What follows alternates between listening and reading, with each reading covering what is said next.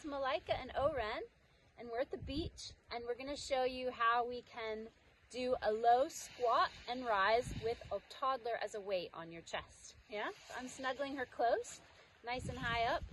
I've got 1 foot behind, heel up, and I'm going to descend using resistance all the way down. Take a little bounce at the bottom, bounce, bounce, bounce, and push up. And then I can switch to the other side, heel up, and look at the camera, and descend with resistance, bounce, bounce, bounce, and push up. And you can carry on doing this from side to side. Or you can continue on one side if you want. Descend with resistance, bounce, and push up. Yeah? Is that fun? Another limpet. Should we check it out? Okay. So that's it. Just down and up, as much as you like, with or without your baby.